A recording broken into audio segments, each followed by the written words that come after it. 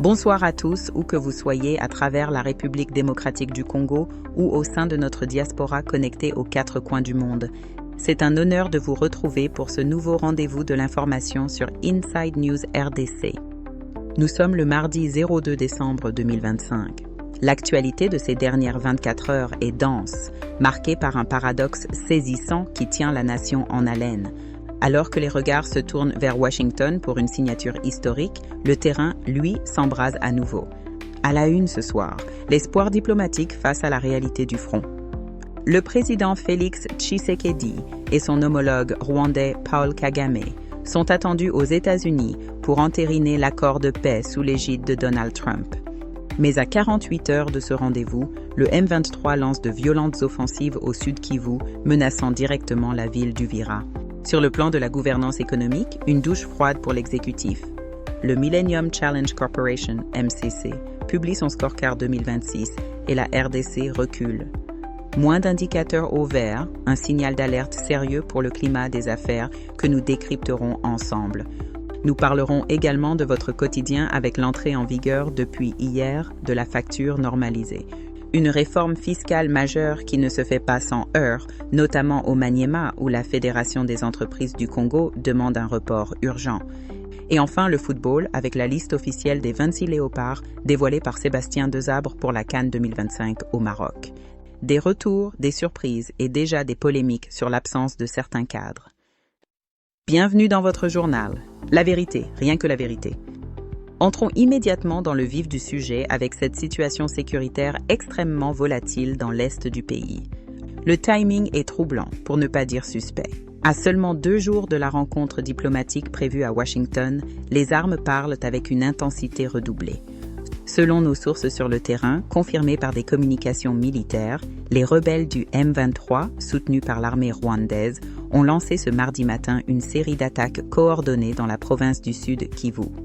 Les affrontements sont particulièrement violents sur l'axe menant vers Uvira, le chef-lieu provisoire de la province. Les localités de Katogota, Luvungi, Kaziba et jusqu'à Mwenga sont sous le feu. Des témoins rapportent des scènes de panique à Kamanyola où des centaines de combattants auraient été aperçus. Et tragiquement, des obus sont tombés sur des zones résidentielles, causant des pertes en vies humaines dont le bilan reste à préciser. La communication des forces armées de la République démocratique du Congo, FARDC, est sans équivoque. Le capitaine Sylvain Bijanou, porte-parole de la 33e région militaire, affirme que l'armée défend vaillamment l'intégrité territoriale et que des renforts sont déployés. Il dénonce une volonté manifeste de la coalition M23-RDF de saboter les efforts de paix en cours. C'est dans ce contexte de poudre et de sang que se prépare le sommet de Washington. Le jeudi 4 décembre, le président Félix Tshisekedi doit rencontrer Paul Kagame sous la médiation du président américain Donald Trump. Lors d'une adresse à la diaspora congolaise en Serbie, le chef de l'État a tenu un discours de fermeté qui laisse peu de place au doute sur ses intentions. Il a qualifié les précédents arrangements d'habillage ayant favorisé l'infiltration. Félix Tshisekedi a été clair. Il n'y aura plus de mixage ni de brassage. Je cite le président, c'est exclu. Ça n'existera plus dans ces accords-là. Il est hors de question d'accepter des belligérants qui auront versé le sang de nos compatriotes. Il a précisé que même pour les Congolais présents dans les rangs rebelles, une vérification stricte de leurs origines et de leur comportement sera effectuée avant toute considération. Cet accord de Washington divise profondément la classe politique congolaise. D'un côté, Francine Muyumba, ancienne sénatrice et figure du camp de Joseph Kabila, a vivement réagi ce mardi.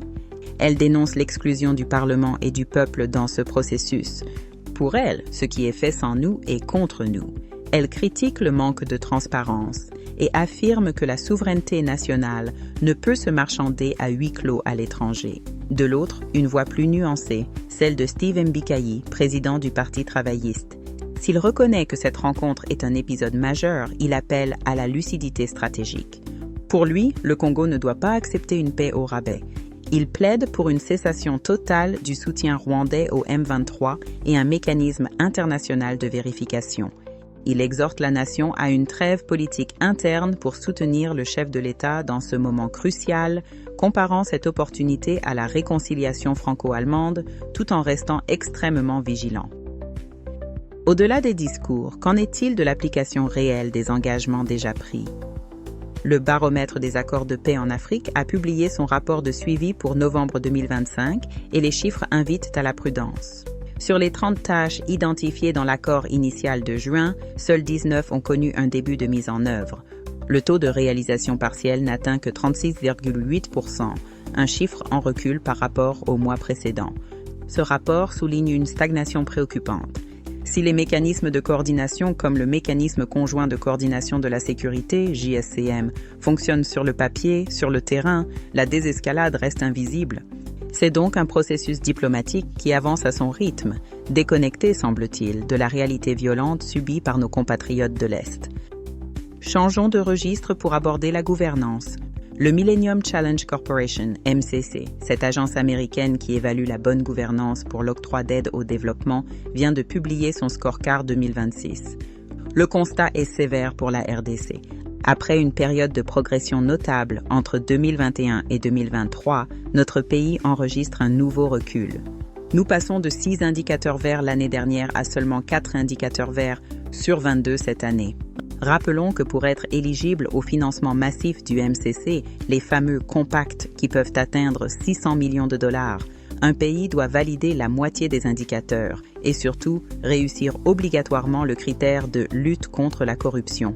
Ce recul s'explique par un affaiblissement de la gouvernance économique et une perception dégradée de la lutte contre la corruption.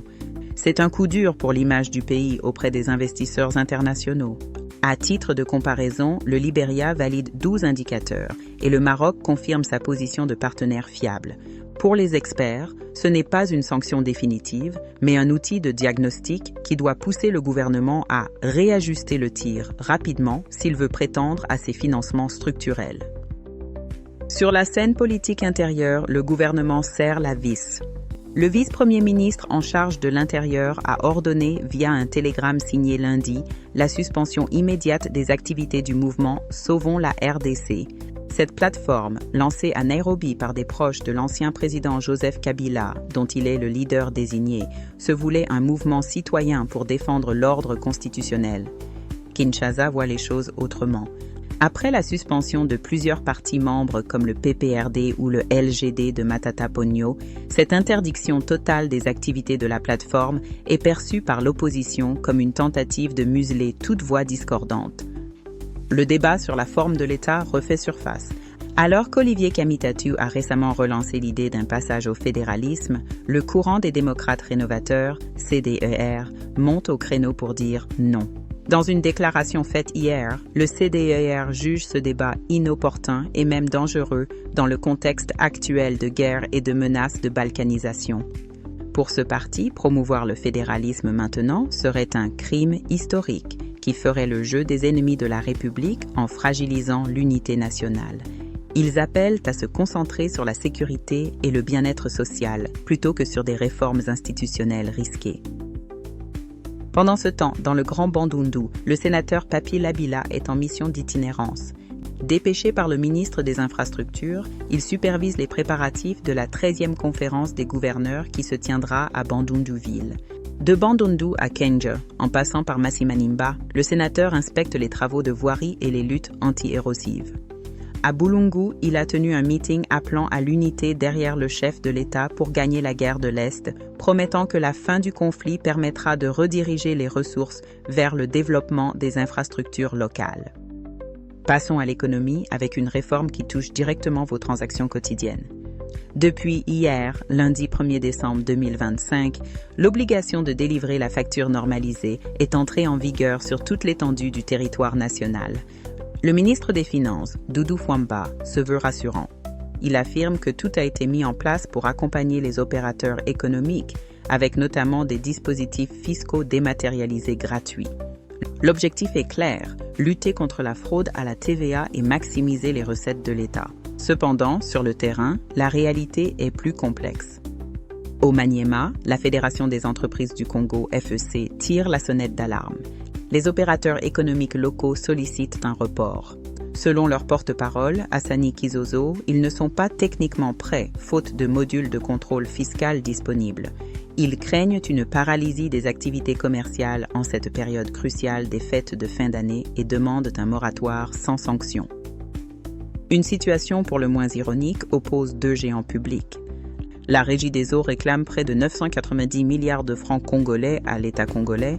David Chilumba, directeur général de la Régie des eaux, a révélé sur Top Congo que même après déduction de ses propres dettes fiscales envers la DGI, l'État lui doit encore plus de 628 milliards de francs.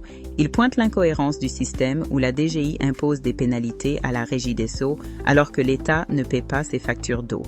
La Régie des eaux envisage désormais d'appliquer, elle aussi, des intérêts de retard sur la dette de l'État. Une compensation par paiement croisé est espérée pour assainir les comptes. Malgré ces défis, des projets avancent. À Kinshasa, le contrat de construction du port sec de Kasumbalesa a été signé entre l'OGIEFREM et le consortium sud-africain Yellowstone. Un investissement de près de 600 millions de dollars qui vise à fluidifier le trafic à la frontière zambienne et qui devrait générer, selon le VPM Jean-Pierre Bamba, des milliers d'emplois. Au Kasaï central, une lueur d'espoir pour l'énergie. 58 tonnes de matériel destiné à la centrale hydroélectrique de Katande sont arrivées à la gare de Chimbulu. Turbines et matériel divers ont été réceptionnés, relançant l'espoir de voir enfin cette infrastructure critique électrifier la région. Enfin, cap sur le Congo central. À Boma, l'Agence française de développement AFD a lancé le projet Ville durable. Financé à hauteur de 50 millions d'euros, ce projet vise à redynamiser l'ancienne capitale, frappée par le déclin économique, en réhabilitant des infrastructures clés et en luttant contre les effets du changement climatique. Un mot sur la gestion de notre capitale. Le Centre de recherche en finances publiques, CREFDL, a publié un rapport sur le potentiel fiscal de Kinshasa qui fait froid dans le dos. Il révèle l'existence de réseaux parallèles de collecte de taxes. Pire, certains bourgmestres percevraient des taxes à la main, notamment pour les mariages, privant le trésor public de recettes essentielles, une pratique qui maintient nos communes dans la précarité. La vie chère, c'est ce que vivent les habitants de l'Ituri suite à l'effondrement du pont Nizi sur l'axe Iga-Barrière-Mongwalou. Depuis samedi, le trafic est coupé et les conséquences sont immédiates. Le prix du carburant a doublé, passant de 60 000 à 120 000 francs congolais pour 20 litres. Le sac de riz s'envole à 110 000 francs. Le député provincial Jean-Pierre Bikili-Sande et la société civile alertent sur les risques sécuritaires. Cette coupure entrave les interventions militaires dans une zone infestée de groupes armés. L'Office des routes pointe du doigt le non-respect du tonnage par les transporteurs. Ces ponts, vieux de l'époque coloniale, ne sont pas conçus pour supporter des charges de 120 tonnes. Une solution provisoire est à l'étude, mais l'urgence est absolue. La souffrance humaine s'étend aussi au Nord Kivu. À Mweso, dans le Masisi, des milliers de déplacés fuyant les combats entre M23 et Wazalendo vivent dans des conditions inhumaines. Hébergés dans des écoles, ils doivent vider les lieux chaque matin pour laisser place aux élèves, errant sous la pluie avec leurs enfants. Ils lancent un cri de détresse pour une assistance humanitaire quasi inexistante. Au Congo central, à Moanda, c'est une autre forme de détresse. 280 pêcheurs du village de Kimwabi sont au chômage forcé. Leur matériel, pirogue et moteur, a été saisi par la marine angolaise en juin dernier. Depuis, c'est la misère noire pour ces familles et une pénurie de poissons fumés qui fait grimper les prix jusqu'à Matadi. Ils implorent l'intervention du gouvernement pour récupérer leur outil de travail. Sur le plan des droits humains, notons cette arrestation importante en Ituri. Le commandant de la police d'Otoma Bear a été arrêté pour avoir torturé un détenu. Un signal fort envoyé par la hiérarchie policière qui appelle la population à dénoncer tout abus, conformément à la vision d'une police professionnelle. À Kinshasa, le ministre des Droits humains, Samuel Mbemba, a lancé une formation pour ses agents, rappelant que l'État est le premier redevable en matière de respect des droits fondamentaux. La coopération militaire entre la RDC et la Belgique se renforce. Le ministre belge de la Défense, Theo Franken, est en visite officielle dans notre pays. Après des échanges à Kinshasa avec son homologue Guy Kabombo, où il a réaffirmé le soutien de Bruxelles face à l'agression dans l'Est, la délégation s'est rendue à Kindu.